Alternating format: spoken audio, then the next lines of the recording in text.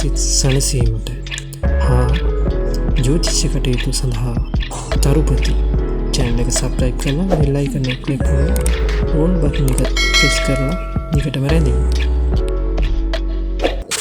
තෙරුවන් සරණයි. තරුපති නාලිකාවෙන් මෙම සතියේ ලග්න බලාපොරොත්තු ඉදිරිපත් කරන්න යන්නේ නොවැම්බර් මාසයේ 17 වෙනිදා සිට උතුම් නොවැම්බර් මාසයේ 24 දක්වා බලාපොරොත්තු තමයි මෙම ගෙන ඉන්නේ. ඉතින් මගේ channel එක තරුපති subscribe කරලා bell icon එකේ all button එක දාලා ඉදිරියටම රැඳෙන්න කියලා ආරාධනා කරනවා. තවත් අලුත්ම ජ්‍යොතිෂය පිළිබඳ කාරණා ගෙන ඒමට මම බලාපොරොත්තු වෙනවා. මගේ channel එක subscribe කරලා ඉදිරියට මාත් එක්ක රැඳෙන්න කියලා මම ආරාධනා කරනවා. තෙරුවන් සරණයි.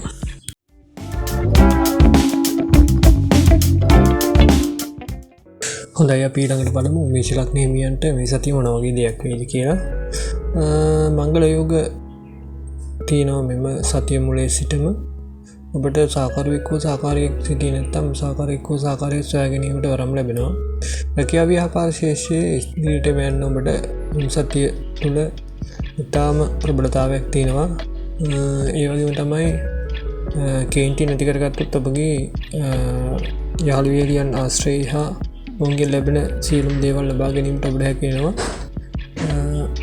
තරහ ගතිය අඩු කරගෙන ඉදිරියට ගමනක් යන්න ඕන නම් මේ සතියේ යාළුවෝ ඉහළියන් අතර හොඳ සම්බන්ධතාවයක් ගොඩනගා ගනිමින් පිළිදහම ලැබිව ජීවත් වෙනම් මේ සතිය ඔබට තව හොඳ තත්ත්වයක් උදා කරගත හැකියි. තිරුවන් සරණයි.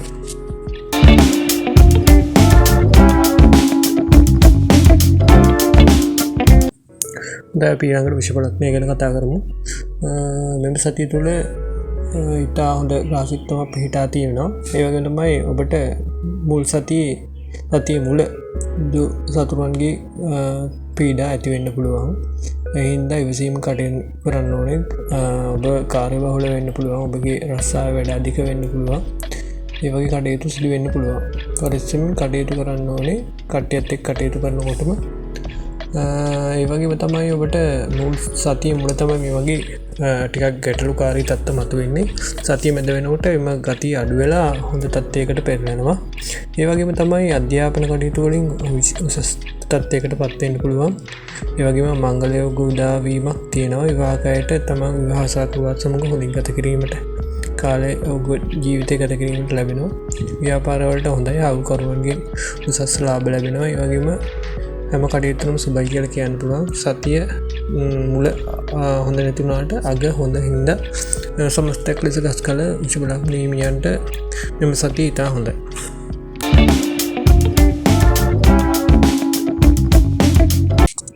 හොඳයි, අපි ඊළඟට බලමු මිථුන ලග්න හිමියන්ට මෙම සතිය කොහොමද කියලා.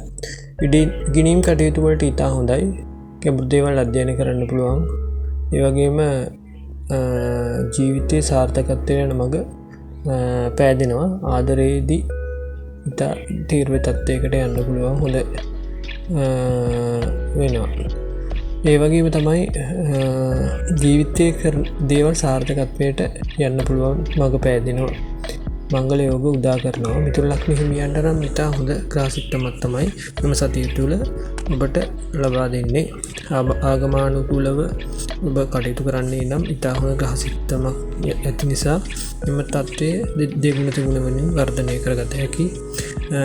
එහෙනම් මිථුන ලග්න හිමියන්ට හොඳ දවස් සුබ දවසක් කියලා කියනවා. සුබ දවසක් කියලා නෙමෙයි සුබ සතියක් කියලා කියනවා. ඊළඟ සරණයි.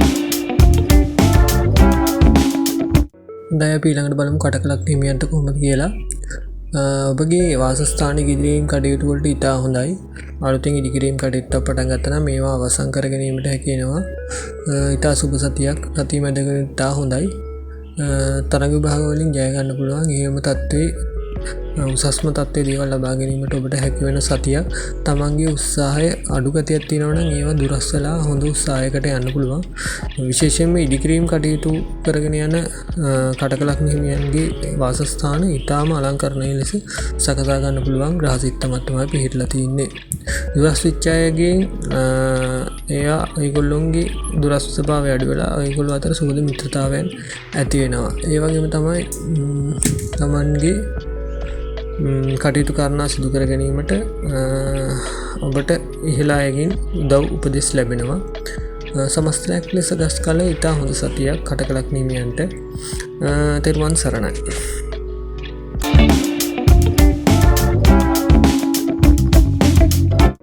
හොඳයි අපි ඊළඟට බලමු සිංහලක් නීමියන්ට කොහොමද කියලා. සතිය මැද පීඩාකාරී තත්ත්වයක් ඇති වෙන්න පුළුවන්. ඔබ කරන දේවල් වලින් තමත්ව ප්‍රතිචාර උදා කර ගැනීමට ටිකක් අපහසු වෙන්න පුළුවන්. සතිය මැද කොටසේදී වාසස්ථාන ගැටලු විස්ථාගතකට හැකි වෙනවා. ඒ කියන්නේ වාසස්ථානවල ගැටලු තිබ්බනම් මෙහා දුර ගමන් වල යෙදීදී ඔබගේ වාසස්ථාන රැඳෙන්න බැරි වුණා නම් ඔබට වාසස්ථානය රැඳෙන්න පුළුවන් වෙනවා. තවද ඉතා හොඳ ග්‍රහසිත්තමක් අවසාන ප්‍රතිඵලයේදී ඔබට ලැබෙනවා. හින්දා ඉවසීමෙන් සතිය මුල ගත කරලා මැදින් පස්සේ හොඳ ග්‍රහසිත්තමක් තමයි ඔබට යෙදෙන්නේ. දුර්ලතා ගැන හිතා බලා ඔබ හොඳින් කටයුතු කරන්න. ඒවගේම ආගමට දහමට ලැදිව කටයුතු කරන්නේ නම් මෙම ග්‍රහසිත්තම වෙනස් කරගන්න ඔබට පුළුවන්කම හැකිකම ලැබෙන්න පුළුවන්. නිතරම ආගමනානුකූලව කටයුතු කරන්නේ කියලා මම සිංහලක්නයට කියනවා. ඔවුන්ට ඒ රාෂ්ට්‍ර කපලයක් ගැටවෙන නිසා. ඔබ සැමට තෙරුවන් සරණයි.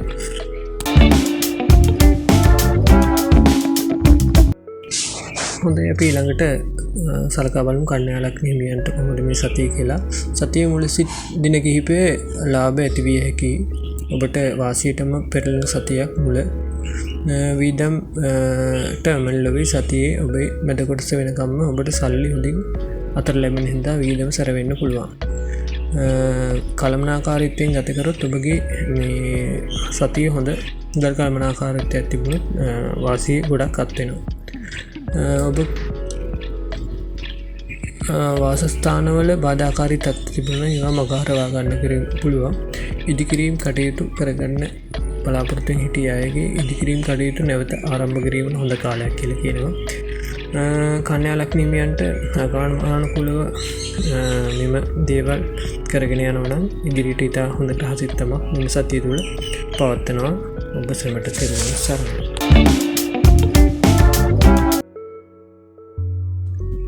හොඳයි අපි ඊළඟට බලමු තුලා ලග්න හිමියන්ට කොහොමද කියලා මේ සතිය. පසුගිය සතියේ මානසික පීඩා දුක් කරදර ඇතිවීමට ඉඩ තිබුණා. ඒවා මගහරවාගෙන මෙම සතිය තුල ගමන් කරන්න ඕනේ. ඒ මගහරවා ගැනීමට ඔබට මේ රහසිත්තමින් මුල් දිනවල ඔබට හොඳ උපකාරයක් වෙනවා. රහසිත්තම නිසා ඔබගේ තිබූ මානසික පීඩා ගතිය අඩු වෙනවා. බාධාකාරී දේවල් ඉවත් වෙනවා. ඉතින් සතියේ මැද වංචා පීඩාවලින් ඔබ අසුවීමට ඉඩ තිබෙනවා. සතිය අගභාගයේදී පීඩාකාරී ස්වභාවය ඇති වෙන්න පුළුවන්. ආයෙත් ඒ හින්දා ඔබට මං කියන්නේ ආගමනානුකූලව වතාවත් වල යෙදෙන ඔබගේ තියෙන ග්‍රහපල දෝෂ දුරු වෙන්න කියලා හොඳට මන් පහන් තියලා බුදුන් වැඳලා බෝධි පූජාවක් එහෙම කරලා ඉදිරියෙන් සාර්ථක වෙන්න කියලා ප්‍රාර්ථනා කරන්න කියලා මම කියනවා. ඔබ සැමට තෙරුවන් සරණයි.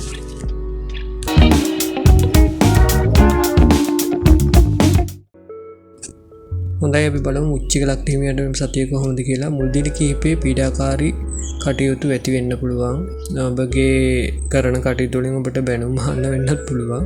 ඒ හින්දා චිත්ත පීඩාවට ලක් වෙන්න පුළුවන්. ඒ හින්දා ඔබ ඒ ගැන හිතා හොඳින් වැඩ කටයුතු කිරීමට හිතා ගන්න ඕනේ. ආගමට දහමට අනු වැඩ කටයුතු කරොතින් ඔබට ඉතා හොඳ ග්‍රහසිත්තමක් බවට පත් කරගන්න පුළුවන්. මානසිකතාවයේ සතිය මැදදී ඇති වෙනවා. ලාභ එප යන්න පුළුවන් මාර්ග පෑදෙනවා සතිය මැද වෙනකොට. ඒ වගේම තමයි සෑම කටයුත්තම සාර්ථක කර ගැනීමට හැකි වෙනවා. ඔබට සතිය අග හොඳයි. සතිය මුල තමයි ටිකක් බාධාකාරී තත්ත්වයන් නැති වෙන්නේ. ඒ හින්දා ආගමනානුකූලව කටයුතු කරන්නේ නම් මැනවි කියලා මම කියනවා. උච්චික ලග්න හිමියන්ට හොඳ ග්‍රහසිත්තමක් අවසාන භාගයේදී තමයි ඇති වෙන්නේ. තෙරුවන් සරණයි.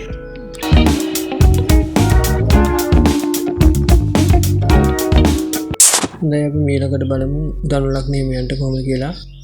සතියේ මුල ආර්ථික වාසි ඇති වෙන්න පුළුවන්. පසුගිය සතියේ ඉටු කරගත නොහැකි දේවල් මෙම සතිය තුළ ඉටු කරගන්න පුළුවන්. පොඩි බාධාකාරී තත්ත්වයක් සතිමැදී ඇති වෙනවා. පාඩු සිදු වෙන්න පුළුවන්. වැඩක් කරගන්න ගියාම මේ වැඩේට වඩා වැඩි මුදලක් වියදම් වෙන්න පුළුවන්. ඒ හින්දා ඔබ මනා කර්මණාකාරීත්වයෙන් ජීවත් විය යුතු සතියක්. මානසික සුවතාවය ඇති වෙන්න පුළුවන් සතිය අග වෙනකොට.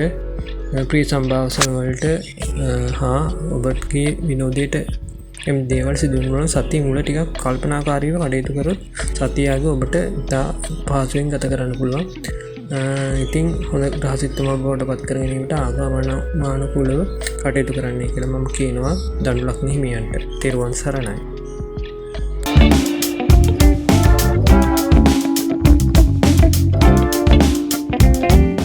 හොඳයි, අපි ඊළඟට බලමු මකර ලග්න හිමියන්ට කොහොමද කියලා. මෙම සතිය අලුත් සතියේ ආරම්භක දින කිහිපය තුළ ඉතා හොඳ තත්ත්වයක් ඇති වෙනවා. තමන්ගේ පැත්තට ඉතා හොඳ කාරණා ආදායම් ලැබී සතිය මුල් කොටසේ ඉතා හොඳින් සිදු වෙනවා. ඒ වගේම සතිය අන්තයේ බාධා කරදර මතුවෙනවා. සිත් බිඳීම් ඇති විය හැකි. ඒ හින්දා ඉතා කල්පනාකාරීව කටයුතු කරන්න පුළුවන් වෙන්න ඕනේ ඔබට. ඉවසීමෙන් කටයුතු කරන්න ඕනේ. ආගමානුකූලව කටයුතු කරන්න ඕනේ. ඒ වගේම අටලෝ දහම ගැන හිතලා තමන් හොඳින් කල්පනා කරොත් මෙම ග්‍රහ සිත්තම ඔබට වෙනස් කරගන්න පුළුවන්. හින්දා මකර ලග්න හිමියන් ඉතා කල්පනාකාරීව මෙම සතිය තුළ කටයුතු කරන්නයි කියලා මම කියනවා. ඔබ සැමට තෙරුවන් සරණයි.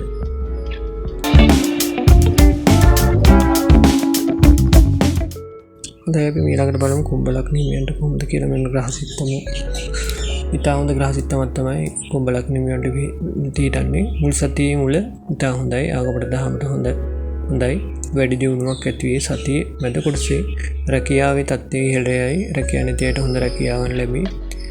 ඒ වගේම සතිය අග වෙනකොට ප්‍රිය සම්භාෂණ ඔබට ලැබෙන තියෙන සීල්දී උපරිම තත්ත්වයෙන් ලැබෙනවා. ඉතින් කුම්භ ලග්න හිමියන්ට හොඳම සතියක් කියලා මම කියනවා. ඔබ ආගමනුකූලව කටයුතු කරන්නේ නම් එමා ගතිය ඊට වඩා වැඩි වෙන්න පුළුවන්. පෙරපින් තලදෙන කාලයක් ඉතා හොඳ ග්‍රහ සිත්තමක් කුම්භ ලග්න හිමියන්ට අවදිනවයි කියලා මට කියන්න පුළුවන්. එහෙනම් කුම්භ ලග්න හිමියනි මේවා තිබුණාට ඒවා උදා කරගන්න ඔබ උත්සාහ කරන්න. ඔබට තෙරුවන් සරණයි.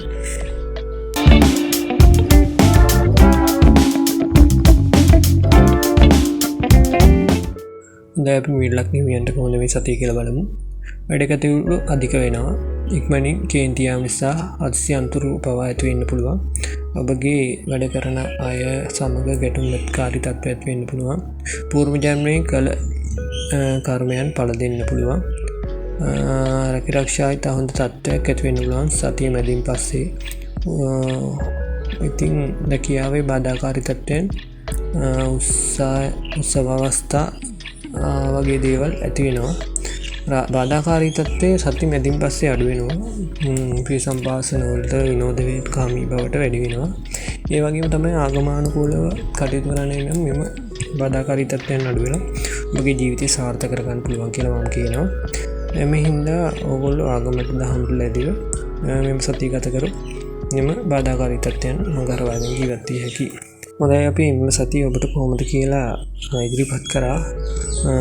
ජ්‍යොතිෂ්‍ය කරුණු කාරණාවලින් ඉගෙන ගැනීමට හොඳම ආකාරය ලෙස මගේ channel එක මම දකිනවා. ඔබත් එවැනි ආකාරයෙන් ඔබගේ ජීවිතයට කිසියම් වූ අර්ථයක් ලැබෙනවා නම් මගේ channel එක subscribe කරලා bell icon එක click කරලා all lessons සඳහන් කර ඔබ මගේ වීඩියෝ දැම්මසනින් ඔබේ channel එකකින් notification එකක් ලබාගෙන මගේ වීඩියෝ නරඹන්න කියලා කියනවා.